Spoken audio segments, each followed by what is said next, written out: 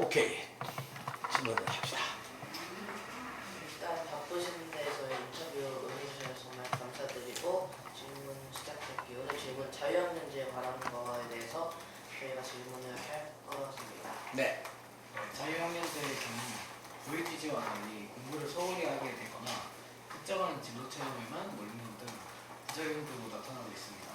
이 부분에 대한 보완책이 있는지. 네. 자유학년제 도입 취지가 공부를 소홀히 하게 하는 게 아니었거든요. 공부를 더 잘하게 하는 건데. 근데 시험이 없어지다 보니까 애들이 공부에 손을 놓게 되더라고요. 그건 아니지. 그거는 공부를 시험을 위해서 공부하는 건 아니니까. 사실은 이건 뭐 도입 취지는 오히려 이 공부하는 방법을 바꾸고 평가 방법을 바꾼 거거든요. 그러니까 학생들이 가령 뭐 프로젝트 수업을 한다든가 토론 수업을 한다든가 이렇게 하는 것이 이 자유학년제 거고, 또 이제까지 시험이라고 하는 이 지필시험, 지필시험을 가지고 평가하는 게 아니라 그동안 이런 여러 가지 토론에 참여한 거를 그 과정을 평가하는, 다시 말하면 성적을 내면 우리가 다 1등, 2등, 3등 하는 등급이 매겨지겠지만 이 과정을 평가하면 학생에 따라서 이 학생이 이 분야에 얼마만큼 성장했다, 발전했다, 변화했다. 예를 들면 국어면 국어 분야, 수학이면 수학 분야, 과학이면 과학 분야에 각각 그 학생이 적성에 따라서 다 다르잖아요. 그죠? 그냥 적성에 따라서 이 학생이 국어를 너무 잘하는구나. 또 어떤 학생이 이 학생이 수학을 너무 잘하는구나. 그렇잖아요. 옛날에는 그냥 성적에 따라서 다 평균 내가지고 누가 1등 누가 2등 그렇게 했는데 반해서 이 자유학년제는 과정을 평가하는 거기 때문에 그거에 대한 오해가 있었다고 나는 생각해요. 오해가. 특히 학부모님들의. 둘째로 진로 체험의 경우는 우리가 이제 시범적으로 했는데 아시다시피 진로 체험처가 부족해서 자기가 가고 싶어도 너무 많이 몰려가지고 못 가는 경우도 있고 그랬죠. 그래서 이제는 앞으로 체험처를 훨씬 더 늘리고 가고 싶은 학생 누구나 갈 수 있도록 그렇게 이제 조치를 취하려고 해가려고 합니다.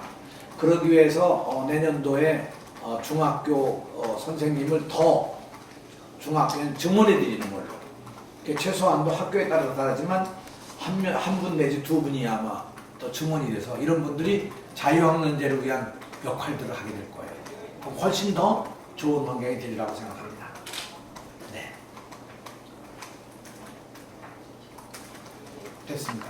네, 근데 네. 첫 번째 질문을 제가 한 말씀 한 질문만 하나 하고 싶은데 네. 이게 저희가 말씀드린 도입 취지와 달리 공부를 소홀히 하게 된다는 것은 공부를 학생들이 포기한다는 것이 아니라 사실 중학교 1학년은 초등학교에서 올라와서 처음 중학교를 체험하는 학년인데 그때 이제 평가 방법이 수행평가와 다양한 체험들로 이루어지고 있다 보니까 1년 내내 학생들은 그런 평가 방법에 적응되어 있는데 2학년 때는 선생님들 별도의 지도 없이 바로 시험을 보니까 이전보다 학생들이 중학교 2학년 시험에 적응하기가 어렵고 그런 시간이 더 오래 걸린다는.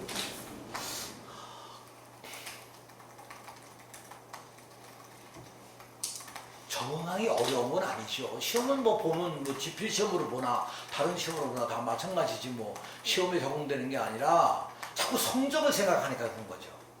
나는 학교 교육은 사람이 변화하고 성장하고 발전하는 거지 성적으로 표현되는 건 아니라고 생각해요. 그러니까 학생들이 너무 성적에 점수에 연연하면 여러분은 앞으로 미래라는 건 그건 별로 좋지 않을 거예요. 그래서 성적을 뛰어넘어서 내가 정말 그 자유학년제는 뭐냐면 내가 잘할 수 있고 정말 내가 꼭 해야 될 일이 뭔가 이 시대를 살아가기 위해서 그런 거를 준비하는 과정이기 때문에 훨씬 더 그런 이제 이 자기 노력이 필요하고, 둘째는 지금 학생이 얘기한 바와 같이 1학년과 2학년이 너무 달라져서 학생들에게 뭔가 그 어려움이 온다고 하면 이건 사실 좀 문제라고 생각해요. 그런 의미에서 사실은 중학교 전체를 자유학년제로 하자 이렇게 주장하는 사람들이 많고, 그래서 경기도의 경우 현재 전체를 자유학년제로 하는 데가 635개 학교예요. 예. 아니지. 635개 가운데 자유학년제로 전학년을 자유학년제로 앞으로 하고자 하는 것도 앞으로 이제 계획으로 우리가 가지고 있어서 점진적으로 그런 방향으로 갈 거예요. 네. 두 번째 질문 네. 드리겠습니다. 자유학년제 경우 강의식 수업이 대부분이고 체험형 프로그램이 적은 편입니다. 강의식 수업은 체험형에 비해 생생함이 떨어지고 또 진로 선택에 큰 도움을 주지 못한다고 생각하는데 이 얘기 어떻게 생각하세요? 네. 이거 학생들 주장이나 옳다고 생각해요. 체험이 더 많이 늘어나야 된다고 생각해. 지금은 너무 부족하죠. 일주일에 10시간? 그건 너무 부족한 시간이라고 생각해요. 전체 시간을 비교해 본다면. 난 적어도 최소한도 이 부분이 더 늘어나야 되는데 세 가지 어려움이 있어요. 하나는 체험처를 발굴하는 게 어렵고, 네? 둘째로는 이 체험처로 우리가 이렇게 가는 여러 가지 그 수송수단, 이제 뭐 이런 그런 게 좀 어렵지만 그건 앞으로 우리가 또 해낼 일이고, 셋째로는 사실은 그 체험처에서 누군가가 전문적으로 가르쳐 줄 수 있는 사람이 있어야 되거든요. 그죠? 예를 들어 오늘 공장을 갔다 하면 그 공장에 학생들에게 이 공장에 관해서 여러 가지 내용들을 설명해 줄 수 있는 그런 전문 교사가 있어야 되는데 그런 전문 교사가 현장에 없다는 것이 이제 문제인 거죠. 이런 건 우리가 점진적으로 풀어가면서 나는 지금 얘기처럼 앞으로 적어도 체험 부분이 훨씬 더 늘어나야 된다. 지금보다. 최소한도 우선 목표로 하는 건 아무리 안 해도 지금이 전체 시간이 지금 일주일에 몇 시간 가운데 10시간이에요? 한 40시간 되나요? 34시간에서 40시간. 34시간, 40시간. 그러니까 나는 내 생각은 최소한 한 5대5 정도로 가면 좋지 않겠냐 이렇게 생각해요. 학교 수업이 50, 현장 체험 학습이 50. 학교 수업과 연관된 체험을 해야 되겠죠. 그죠? 네. 그렇게 아마 우리가 좀 더 발전시켜 나가야 될 필요가 있다고 생각합니다. 학생 지적이나 옳다고 생각합니다. 네. 다음 질문입니다. 예. 자유학년제 기간 진행되는 체험학습에는 일단 수강 민원이 정해져 있다 네. 보니까 많은 학생들이 자신이 원하는 수업을 듣기가 매우 네. 어려워서 가위바위보나 뽑기 등으로 정해지는 경우가 많은 지금 상황이. 네. 그런데 이를 적성검사나 설문지 등을 통해 각 학생에게 맞는 프로그램을 제공하는 방안에 대해서 어떻게 생각하시는지 질문드립니다. 저는 뭐 지금 우리 질문한 학생의 이야기에 100% 공감해요. 학생이 주장한 대로 가는 게 옳다고 봅니다. 뭐 가위바위보로 뽑는다는 건 그건 정말 잘못된 거죠. 그렇죠? 네. 그래서 이거는 횟수를 늘려서라도 가고 싶은 아이들이 갈 수 있도록 만드는 게 중요하죠. 그렇잖아요? 그리고 원래 현장 체험 학습은 소수가 가야 돼요. 많이 가면 못해요, 그걸. 복잡하게 말하고. 그렇죠? 그래서 가위바위보가 아니라 그 횟수를 늘려서라도 원하는 사람들 다 가도록 했으면 좋겠다. 그러나 더 나아가서 미리 적성 검사를 하거나 설문지를 해가지고 학생에게 맞는 프로그램을 걸맞게 제공하는 건 또 더 중요한 일이라고 생각합니다. 그 방향으로 가야 될 거라고 생각해요. 네. 그다음. 다음 질문은 교육당국이 공교육을 강화하고 사교육을 제한하려고 하고 있지만 여전히 많은 학생들이 학원에 가고 있습니다. 방과 후 교육 강화 등 공교육을 강화시키는 구체적이고 확실한 방안이 있는지. 네. 이 사교육을 왜 가요? 공교육 때문에 사교육 가는 건 아니죠, 그죠? 공교육 때문에 뭐 사교육 가는 건 아니잖아요. 사교육을 가는 이유는 고등학교를 더 좋은 고등학교에 가고 싶다. 뭐 이런 욕심 때문에 아니겠어요, 그죠? 둘째로, 나도 반에서 1등을 해보고 싶다. 그런 거 아니겠어요, 그죠? 그래서 사실은 우리가 이게 문제가 있는 것이 우리 학교의 공교육에서는 선행교육을 법으로 금지시켜 놓고 있어요. 못하게. 선행교육. 선행교육이 뭔지 알아요? 네. 예. 그러니까 중학교 1학년 때 2학년 거를 배운다든가 중학교 1학년 때 3학년 거를 배우는 거죠. 남보다 먼저 배우는 거. 그게 선행교육이거든요. 선행교육을 배우면 남보다 성적이 더 좋을 수가 있겠죠. 그죠? 당장은. 그래서 학교는 철저하게 이 선행교육을 못하도록 법이 정해져 있어요. 근데 미안하게도 학원은 그런 규제가 없어. 학원. 그러니까 학원에서 막 선행교육을 시키는 거예요. 그러니까 남보다 앞서가기 위해서 학원을 가는 거죠. 그 이유는 여기에 있어요. 그래서 나는 학원도 선행교육을 할 수 없도록 법으로 규제할 필요가 있다고 생각해요. 학생들을 위해서. 이제 이게 하나고, 둘째로는 이 선행교육이 필요 없는 교육 입시를 만들면 되지 않겠어요? 그죠? 입시에서 선행교육이 필요 없도록, 선행교육 해봤자 효과가 없다, 이렇게 해야 되는데, 그러려면 뭐냐? 이제까지 우리가 생각해오던 그런 특권과 특혜를 받는 학교가 사라지는 게 더 좋겠죠. 지금도 우리가 가장 중요한 거는 몇 안 되는 단연 자사고나 특목고를 들어가기 위해서 중학교가 아니라 초등학교부터 아예 특목고반 해서 과외공부를 열심히 하는 거는 우리 교육에 바람직하지 않은 거거든요. 그래서 선행교육도 없애고 그런 것이 아니라 내가 정말 하고 싶고 잘할 수 있고 앞으로 이게 유익한 거라고 되는 분야를 선택할 수 있는 길을 여는 것이 중요하죠. 특히 4차 산업혁명 시대는요, 앞으로 10년이 되면 여러 전문가들은 지금 있는 직업의 거의 50%가 사라진다는 거예요. 50%가.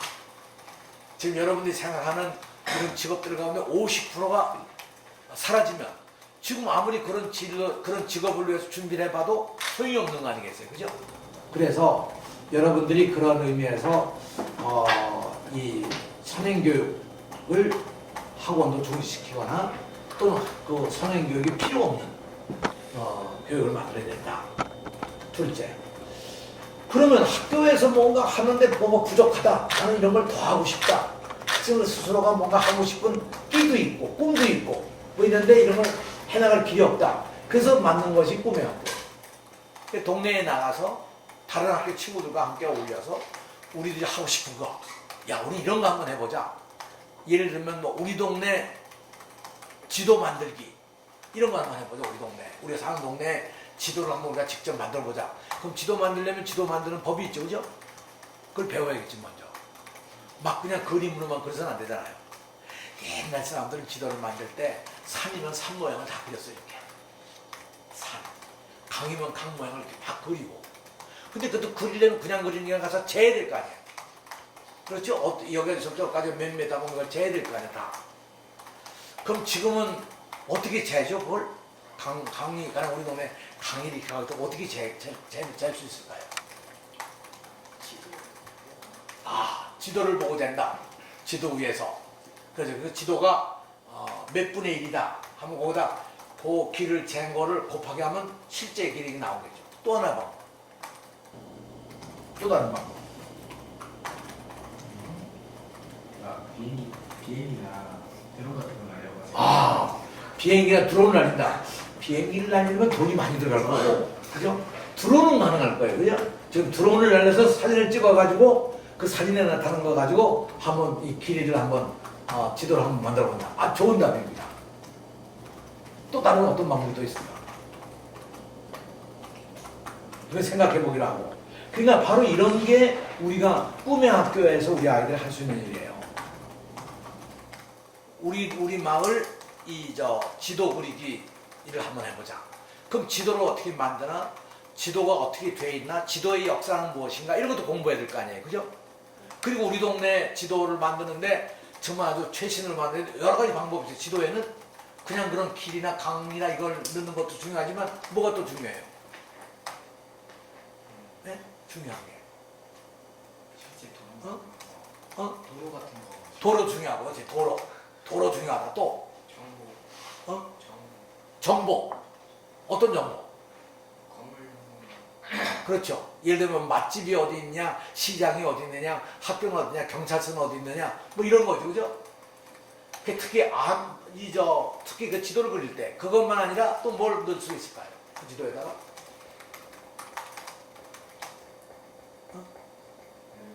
뭘 넣을 수 있을까? 장소에서 다른 장소까지 갈 때 이동 시간이나 거리. 이동 시간. 그것도 넣을 수가 있겠지. 이동 시간. 자동차로 가면 얼마, 걸어서 가면 얼마, 이런 걸 넣을 수가 있겠지. 또 더 중요한 게 있는데.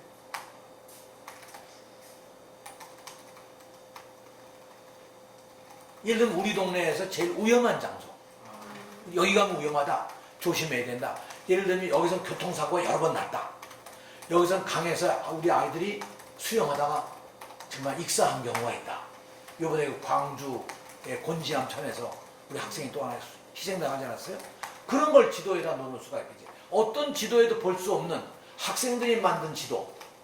그거에 얼마나 창의적인 재미도 있고. 그건 이제 이 방과 후 프로그램 우리가 하는 꿈의 학교에서 할 수 있는 프로그램들이거든요. 그런 걸 우리가 대형으로 할 수 있지 않겠느냐. 이렇게 하게 되면 학생들의 이런 어떤 창의력과 상상력과 그리고 그걸 직접 만들어 봄으로써 어느 성취감과 그리고 하면 그걸 통해서 자신감을 가질 수가 있는 거지. 그죠? 네. 이런 게 나는 공교육을 보완해서 할 수 있는 거고, 공교육은 근본적으로 얘기하면 학교 공부를 즐겁게 할 수 있어야 된다고 생각해요. 행복하게. 근데 학생들이 모두 시험만 생각하면 머리가 지끈지끈 아프지. 성적표가 나오면 그거 갖다가 엄마한테 보여드리기가 좀 부끄럽기도 하고 가끔. 그렇죠? 근데 그런 성적에 너무 부여되지 말고 나는 뭐 내가 잘할 수 있는 건 내 이거다. 나는 뭐 잘하는 것이 내 과학 분야에 내가 뭐 아주 타고났다. 내가 비록 국어나 영어는 잘 못해도 나는 과학에 자신 있다. 아니, 나는 미술에 자신 있다. 나는 체육에 자신 있다. 아니다. 나는 노는 거에 내가 뭐 최고다. 내가 우리 반에서.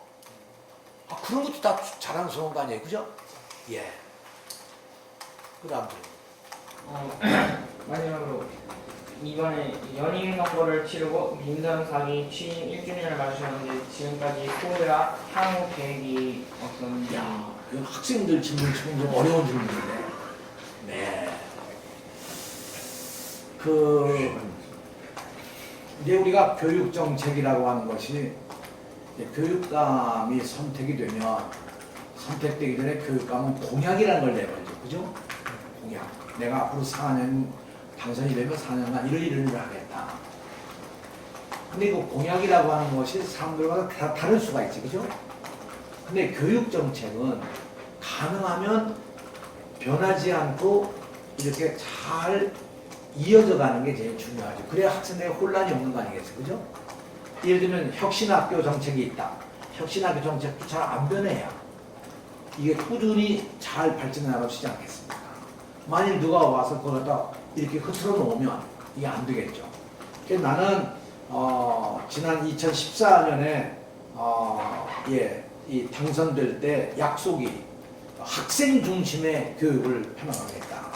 그게 내 약속이었고 이번 취임 1주년을 맞으면서 앞으로 남은 임기 동안에도 내가 하고자 하는 건 정말 모든 것을 학생 중심으로 생각하고 학생 중심으로 문제를 풀어나가서 가자.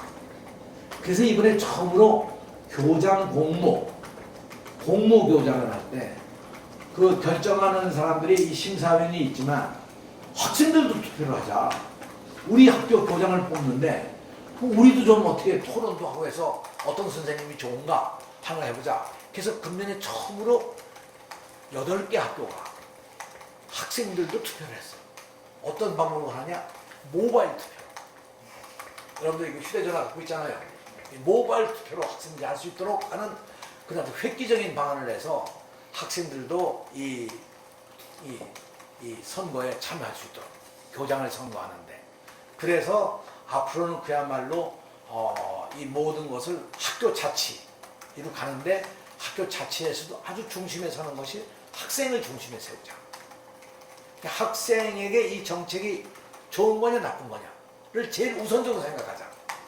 그래서 학생들에게 유익한 것이라면 우리가 채택을 하고, 예?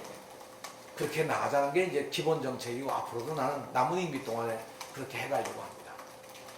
그래서 학교에는 학생들이 중심으로, 교육청에도 정책을 만들 때 학생들을 중심으로 정책에 대한 걸 평가하고 만들어 나가자. 그래서 앞으로는 아마 중학생 이상에게 경기도 교육청의 정책에 대해서 아마 설문조사도 하고 막 그렇게 될 거예요. 학생들을 어떻게 생각하나. 그래서 정책도 바꿔보자. 여러분이 알고 있는지 모르겠지만 2014년에 시작된 9시 등교는 이 의정부 여중학생회에서 공식적으로 의결해서 우리 교육청이 요구한 것을 받아들여서 그 정책이 된 겁니다. 9시 등교는 내가 결정한 게 아니고 의정부 여중의 학생들이 총회해서 우리도 아침에 잠 좀 자고 밥 좀 먹고 학교 가게 해주세요.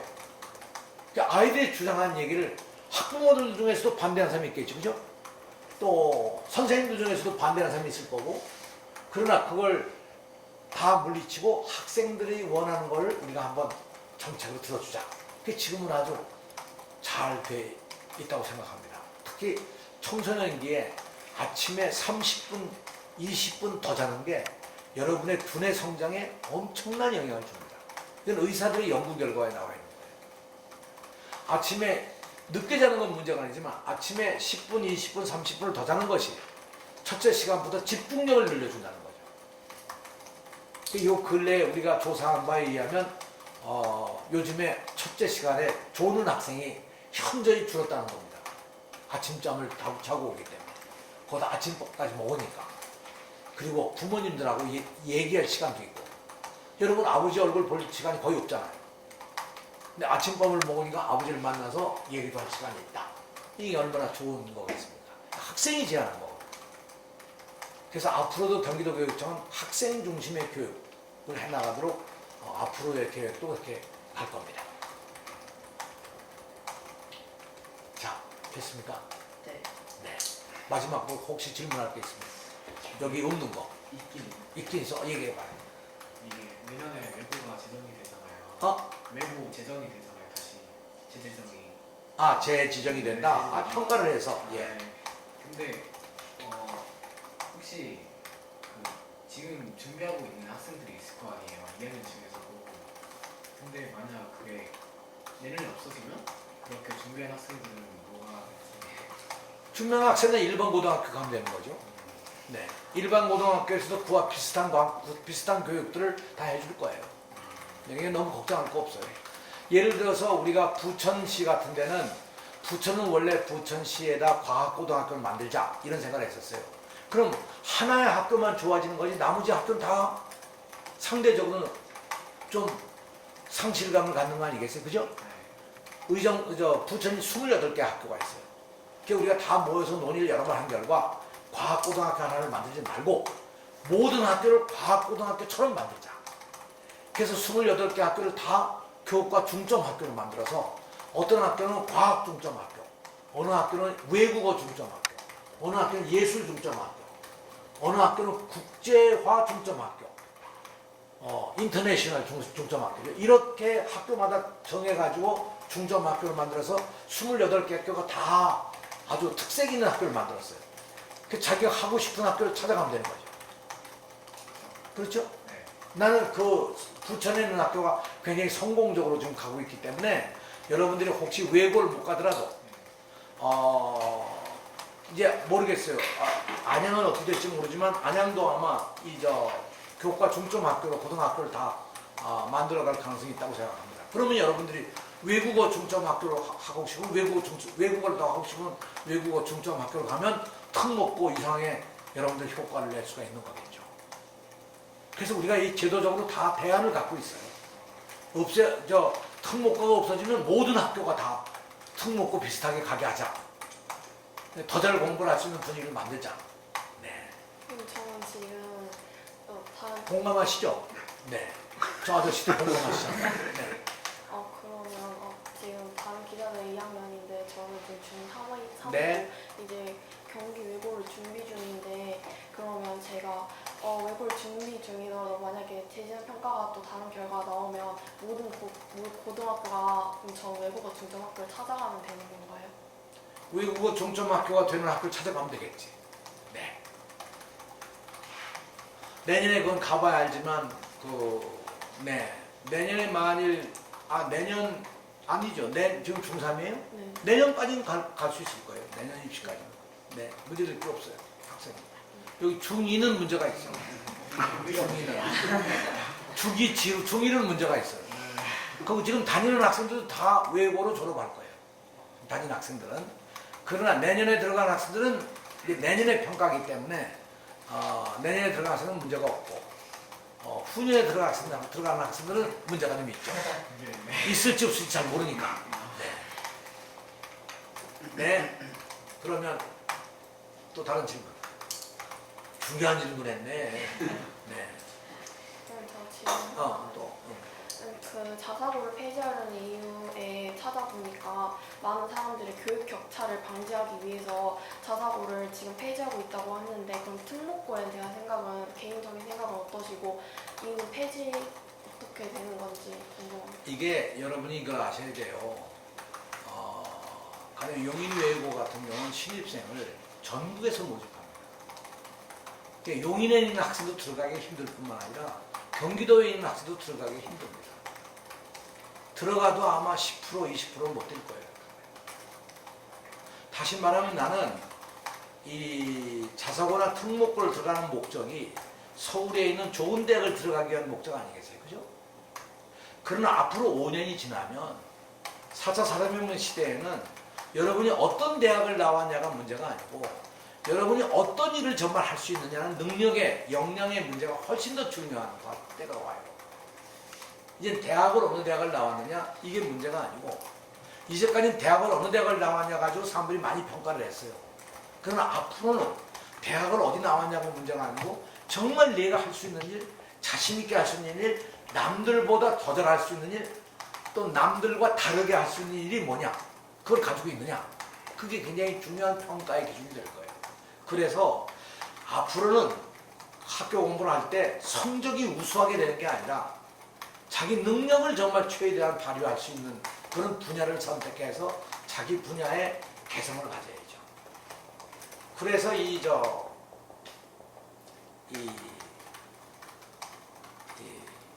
미국에 있는 유명한 새로운 대학으로 출발했던 그 미네르바 대학이라는 데가 있는데, 이 미네르바 대학에서 학생들을 기르면서 3가지 목표를 세우고 있어요. 우리는 어떤 학생을 기르려고 하냐. 첫째가 커뮤니케이션, 소통을 할 수 있는 학생. 둘째가 크리에이티비티, 창조성을 가지고 있는 사람. 셋째가 캐릭터, 성격이 있는 사람. 이게 뭐냐면 마지막 것만 하면 개성이 있는 사람. 똑같은 사람이 하나, 나는 이런 면에 탁월한 성격을 가지고 있다. 이 캐릭터를 할 때 그냥 성격이 아니고 이 개성입니다. 나만이 가지고 있는 특성. 그거 있느냐 없느냐. 크리에이티비티, 창조력이 있느냐. 창조성이라는 건 상상력을 가지지는 못하는 거거든요. 창조는 상상력이에요. 지금 이렇게 세계가 된 것도 4차 산업혁명, AI, 무슨 로봇, 이게 다 상상력의 결과예요. 그냥 학교 공부 잘해서 나온 게 아니거든요. 아인슈타인의 상대성 원리를 발명한 것도 아인슈타인이 학교 공부를 통해서 된 게 아니에요. 오히려 아인슈타인은 대학도 떨어졌어요. 그러니까 우리가 흔히 생각하는 정말 머리 좋은 사람이라는 것이 뭐냐면 이 창의성이 있는 사람이지. 시킨 걸 그대로 하는 게 아니고. 근데 이제까지 교육은 뭐예요? 중학교에서 고등학교 갈 때 들어가는 게 제일 중요한 것이 외우는 거 아니에요. 답을. 그런 지식은 앞으로 영원히 쓰는 뭐가 없어요. 시험 끝나고 나면 다 잊어버려요. 그래서 사실 그런 지식이 아니라, 그러면 여러분이 뭘 알고 싶으면 요즘에는 이거 들어가면 알잖아요. 그래서 앞으로는 누가 많은 걸 알고 있느냐가 아니고 알고 있는 것을 종합해서 어떤 걸 창의적으로 만들어낼 수 있느냐, 이게 제일 중요한 거예요. 그게 크리에이티비티예요. 그러니까 얼마나 많이 알고 있느냐, 아, 그 사람 척척 박사야, 물으면 뭐 슉슉 나와. 그건 아무리 많이 알아도 포털 사이트에 들어가서 물어보는 것만 못하거든요. 그렇잖아요. 그러나 앞으로는 정말 그 정보를 받아서 자기가 그 정보를 가공해서 자기가 뭔가 상상력으로 뭘 만들어낼 수 있는 능력, 그게 앞으로는 진짜 능력이죠. 이게 크리에이티비티. 또한 커뮤니케이션. 이거는 소통, 이렇게 뭐 말을 하고 이런 게 아니에요. 세상과 미래와 역사와 이웃과 이런 것들과의 소통이지. 얼마만큼 잘 그런 것을 이해하고 받아들이느냐 하는 거예요. 세상은 지금 어떻게 변하고 있나? 이 변화 속에서 우리는 뭘 바라봐야 될까? 내가 어저께 우리 선생님들, 교장 선생님 되시는 분들한테 강의하면서 내가 미국이 지금 열차를 개발했는데 열차가 시속 몇 킬로까지 만들었을 것 같아요? 400. 시속 몇 킬로? 600. 500. 이미 세계에는 시속 800km까지 나와 있어요. 우리나라에는 KTX가 400km. 미국이 이번 만들어낸 거는 시속 무려 1,400km예요. 맞아요? 1,200km, 1,400km예요. 1,400km. 시속 1,400km. 비행기보다 더 빠른 기차를 만들어낸 거예요.